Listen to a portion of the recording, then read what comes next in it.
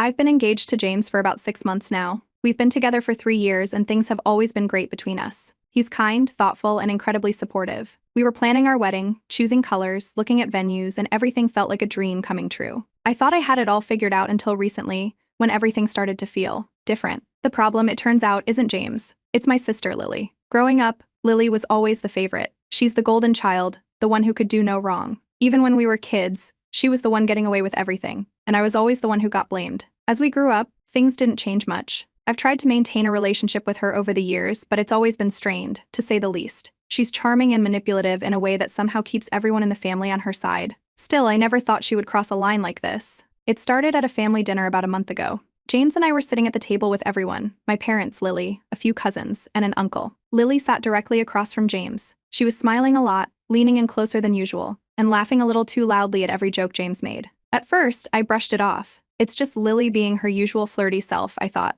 But then she started making comments. Suggestive ones. Like when James mentioned his love for cooking, Lily jumped in with, "Oh, you should come over to my place sometime. I have some recipes that will blow your mind." The way she said it wasn't innocent. There was a look, a slight smile that made my skin crawl. I could feel the tension, and when I glanced at my mother, she was just smiling. "Oh, that's just Lily being Lily," she laughed, dismissing the entire thing. My father chuckled too, and it seemed like nobody but me was noticing how out of line Lily was being. As the evening went on, it only got worse. Lily kept finding reasons to talk to James, leaning over him to grab something, touching his shoulder when she laughed. It felt like she was making a show of it, and I could see James was uncomfortable, but he was trying to be polite. I decided to let it go for the night, but I couldn't shake off the feeling that something was off. The next morning, I woke up early and decided to make some coffee. James was still asleep, and his phone was on the kitchen counter. I don't usually go through his phone, but something inside me said to check. I opened it and saw a series of texts from Lily, sent late last night. They weren't anything explicit, but they were flirty. Things like, "Had so much fun tonight, and we should hang out more." Just us. James's responses were neutral, more like he was trying to keep things polite, but the fact that he hadn't mentioned any of this to me, it didn't sit right. When James came into the kitchen, I showed him the texts. He looked surprised at first, and then a bit nervous. He apologized immediately, saying he didn't think much of it and didn't want to cause any drama. He promised he didn't encourage her and said he would talk to Lily to set boundaries. I could see he was trying to reassure me, but I was still uneasy. Why hadn't he just told me about it when it happened? Later that day, I decided to speak to my parents about it. I needed to know if they had seen what I had seen at dinner, if they thought Lily's behavior was inappropriate. But the moment I brought it up, they brushed it off. My mom just waved her hand and said, "You're overreacting, dear. Lily's just being playful, that's all." "Don't be so paranoid." My father nodded in agreement, saying, "You know how Lily is. She doesn't mean anything by it." I couldn't believe it. It was like I was living in a different reality. They acted like I was making something out of nothing, like my feelings didn't matter. That's when I decided I couldn't let it go. I needed to confront Lily directly. The next day, I called her and asked to meet for coffee. She seemed surprised but agreed. When we sat down, I didn't waste any time. I told her I'd seen the texts, that I didn't appreciate her behavior, and that she needed to respect my relationship with James. At first, she acted surprised, like she didn't know what I was talking about. Then her expression changed. She smirked, leaned back in her chair, and said, if he was happy, he wouldn't be texting me back. I felt a knot tighten in my stomach. Her tone, the way she said it, made me feel like I was losing control of the situation. I tried to keep calm, telling her it wasn't about James replying but about her crossing boundaries. She just laughed it off, saying I was being insecure and jealous. Then, she added, "You're always so uptight. No wonder he needs someone else to talk to." I couldn't believe what I was hearing. I felt a rush of emotions, but I didn't want to give her the satisfaction of seeing me upset. I stood up and walked away, feeling a mix of anger and betrayal. That night, I confronted James again. He seemed genuinely shocked when I told him what Lily had said. He swore he hadn't been replying to her in any way that would suggest he was interested. He promised he would make things right and talk to Lily, but I could still feel the tension, the doubt creeping in. If he wasn't interested, why hadn't he been upfront with me from the start? I tried to get some clarity from my parents again, but they remained dismissive. They acted like I was making a mountain out of a molehill. "You're just reading too much into it," my mom insisted. "Lily loves you. She would never do anything to hurt you." But I wasn't so sure anymore. I decided then that if no one else was going to take this seriously, I would have to handle it myself. I wasn't going to sit back and let my sister come between me and the man I loved. I needed to find out what was really going on, and if it meant confronting Lily head-on, I was ready for it. I wasn't going to let her win. Not this time. After the first confrontation with Lily, things didn't calm down. If anything, they got worse. Lily's smirk from that day kept replaying in my mind. I decided I needed to talk to her again, this time trying a different approach. I reached out to her, suggesting we meet up once more, hoping I could reason with her, appeal to her better side, if she had one. When we met, I tried to keep my voice steady, my words measured. I told her that whatever she was doing, it needed to stop, I asked her to consider how her actions were affecting the family and how they were impacting me and James. I expected some resistance,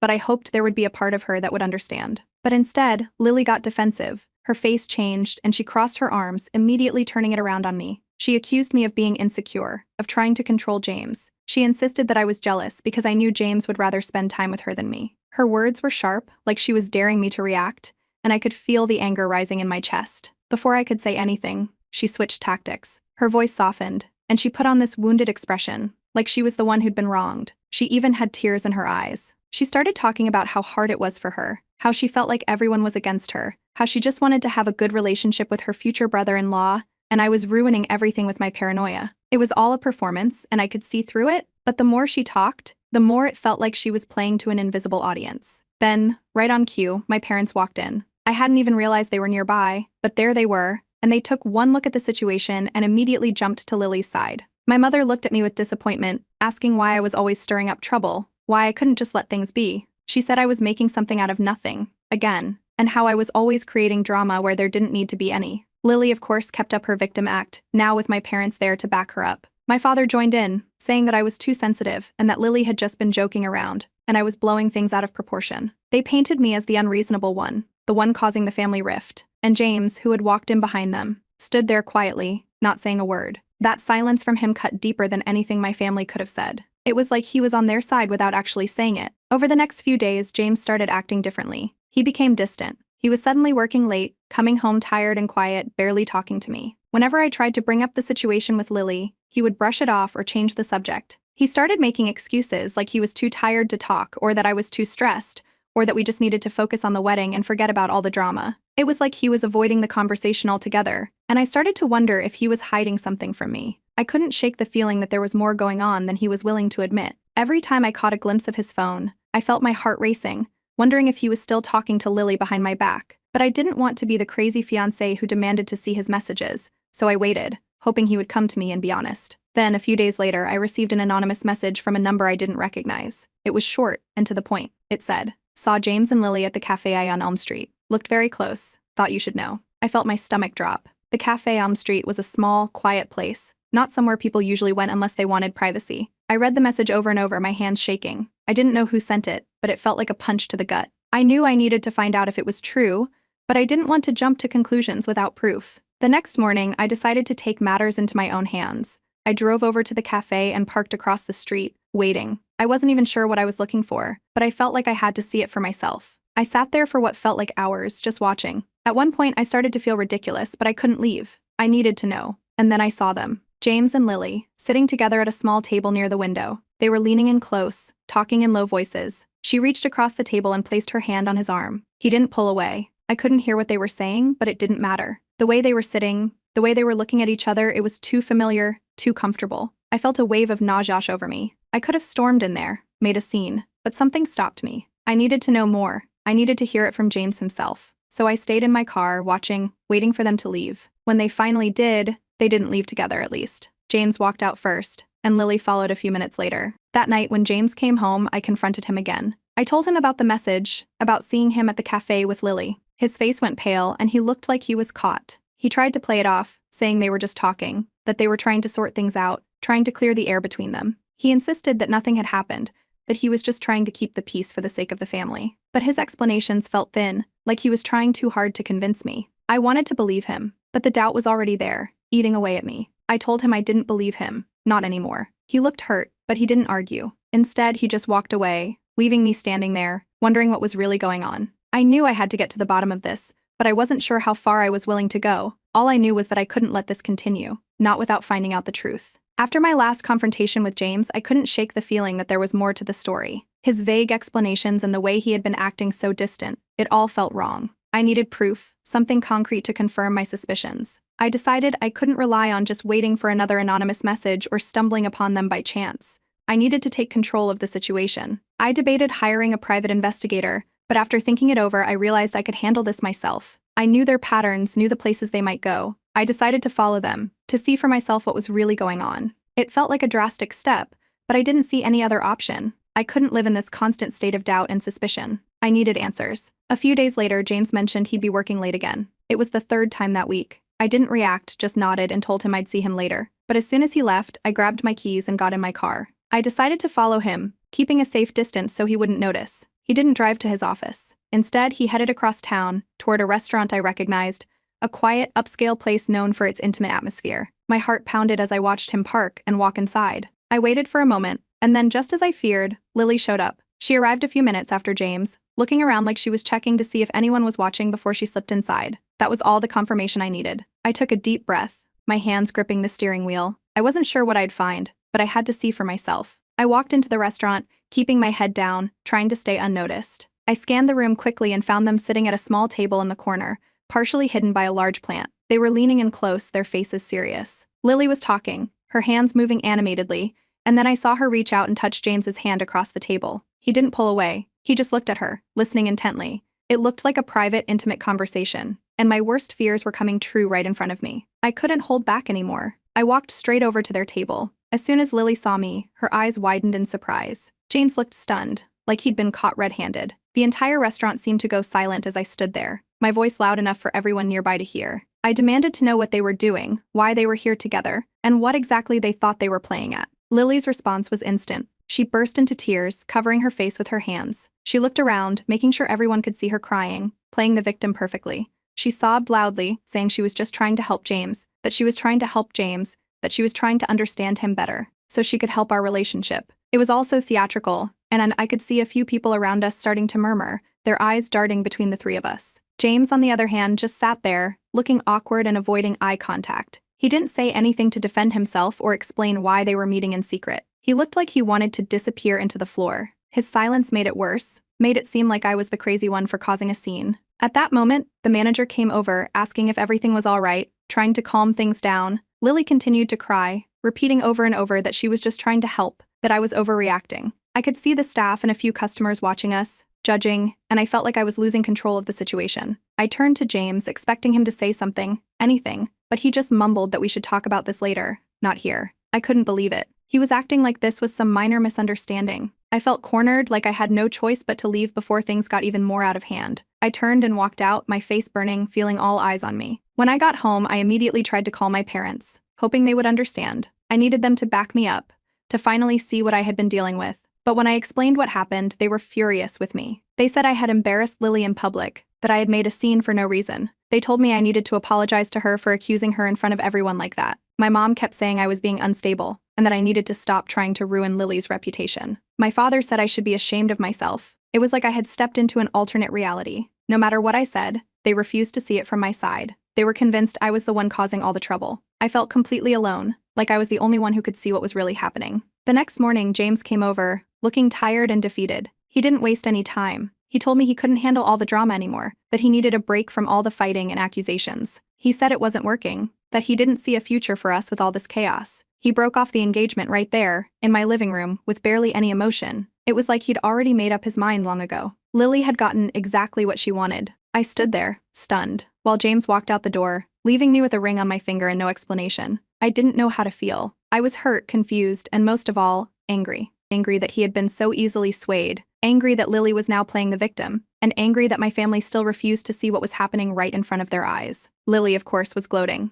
I could tell from her texts that came later, asking if I was okay in that fake sweet tone she always used when she'd won. I started to think about cutting ties with everyone, with James, with Lily, even with my family. It felt like they were all on one side, and I was on the other, completely alone. But before I could make any decisions, I got an unexpected message from James's best friend. He said he needed to talk to me about something important, something about James and Lily that I needed to know. I had no idea what to expect, but I felt a spark of hope that maybe, just maybe, I wasn't completely in the dark. The message from James's best friend came out of the blue. He asked if we could meet up, saying he had something important to share.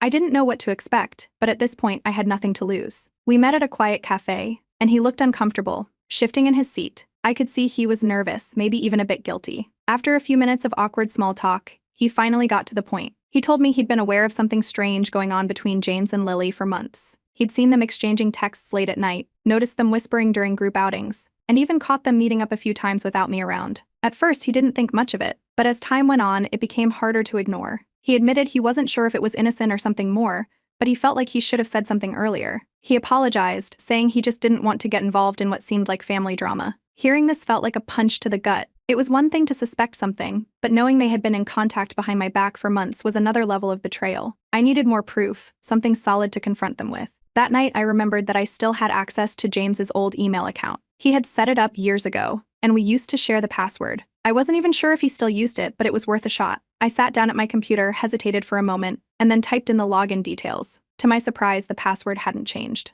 I got in. My hands were shaking as I scrolled through the inbox, scanning for anything with Lily's name. At first, I didn't see much, just the usual spam and work emails. But then I found them, a series of emails between James and Lily, dating back months. I started opening them one by one, my heart pounding with each click. The emails were a mixture of casual chats and more serious conversations. It became clear that Lily had been pushing James to break things off with me for a while. She was constantly feeding him doubts, telling him how he deserved better, how I was too controlling, how he should be with someone who really understood him. She'd been planting seeds, slowly, methodically, until they took root. And James, he didn't push back. He seemed hesitant at first, but as the months went on, his responses became more agreeable, more aligned with Lily's suggestions. In one of the later emails, just a few weeks before he broke off the engagement, Lily had written, "You know this isn't working. You're just delaying the inevitable. She's not right for you, and deep down you know it. You need to end it, James. For your sake. For everyone's sake." And he had replied, "Maybe you're right. Maybe it's time." That was it. That was all I needed to see. They had been plotting this together, planning to break us up. It wasn't just some innocent misunderstanding. It was calculated, deliberate. The next morning, I confronted my parents. I laid it all out in front of them. The emails, the conversations, the proof of how Lily had been manipulating James from the start. I expected them to finally understand, to see what I'd been dealing with. But instead, they looked at me with a mix of disbelief and annoyance. My mother shook her head and said, "Lily's had a rough year. You should be supporting her, not attacking her like this." My father added, "You're just making things worse. Why can't you let this go? Family is family, no matter what." I was stunned. It was like they refused to see the truth, no matter how clear it was. They were so blinded by their favoritism toward Lily that they couldn't even acknowledge the betrayal right in front of them. I realized in that moment that no matter what I did or said, they would always take her side. I had been fighting a losing battle from the start. Feeling completely defeated, I decided I had to leave. I couldn't stay in this environment where my own family wouldn't believe me, where they would rather defend Lily's actions than stand by me. I told them at a tense family dinner, making it clear that I was done trying to make them see my side.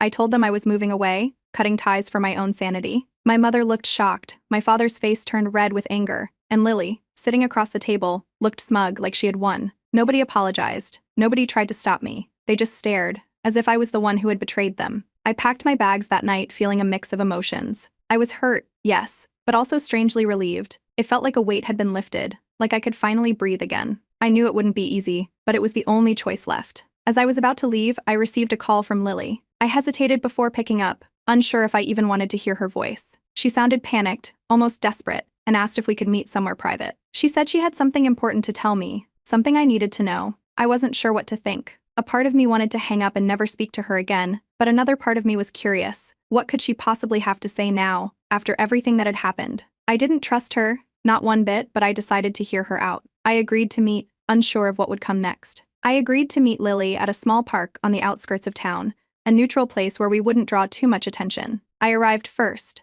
finding a bench under a tree where I could see everything around me. I didn't know what to expect from this meeting, but I had a feeling that whatever Lily had to say, it wouldn't change my decision to leave. I was determined to hear her out one last time, if only to close this chapter of my life for good. A few minutes later, I saw her walking toward me. She looked different, almost nervous, which was unusual for Lily. She always carried herself with confidence, but today she seemed smaller somehow. She sat down next to me, not too close, but close enough to speak quietly without anyone overhearing. Lily didn't waste any time. She began talking quickly, like she was afraid she might lose her nerve if she waited too long. She confessed that she had been in love with James since the first time she met him. She talked about how she felt entitled to him, convinced that they were meant to be together, even though he was with me. She admitted that she had done everything she could to come between us, from the flirty texts to the private meetings and even the lies she told our family. She wanted me out of the picture, and she was willing to manipulate anyone to get what she wanted. I listened, letting her speak without interrupting. I could feel the weight of her words, each one hitting like a blow, confirming everything I had feared. She talked about how she felt jealous every time she saw us together,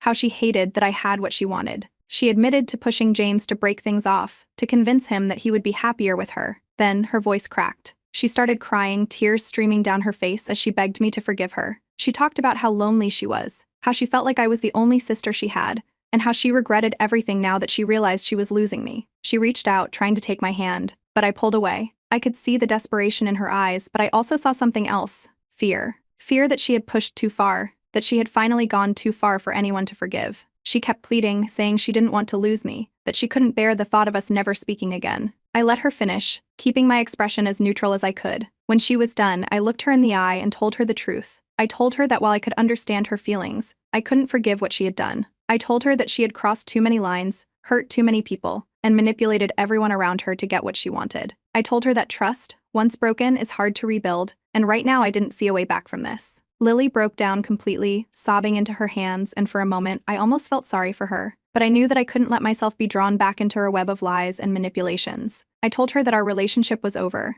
at least for now. I needed space, distance, a chance to heal from everything that had happened. She cried harder, but I stood my ground. I knew this was the right decision. After that, I got up and walked away, leaving her sitting on the bench. I didn't look back. I didn't need to. I knew she would have to face the consequences of her actions, just as I had faced mine. A few weeks later, I moved to a new city, determined to start fresh. I found a new job that I loved, working in a small but dynamic company where I felt appreciated and valued. I found a cozy apartment with a beautiful view, and for the first time in months, I felt a sense of peace. It wasn't easy, but each day felt like a step forward, a step away from the chaos and pain of the past. I threw myself into my work, made new friends, and slowly started to rebuild my life. I focused on healing, on finding myself again, on rediscovering who I was without the weight of my family's expectations, or Lily's constant shadow. I took up new hobbies, tried new things, and gradually I started to feel whole again. Then, one day, a letter arrived. It was from my mother. The handwriting was shaky, and I could tell she had taken her time with each word. She wrote that they didn't know the full story, that they had been too quick to judge, too quick to take Lily's side without understanding what had really happened. She asked for forgiveness, saying that they missed me and wanted me to come home,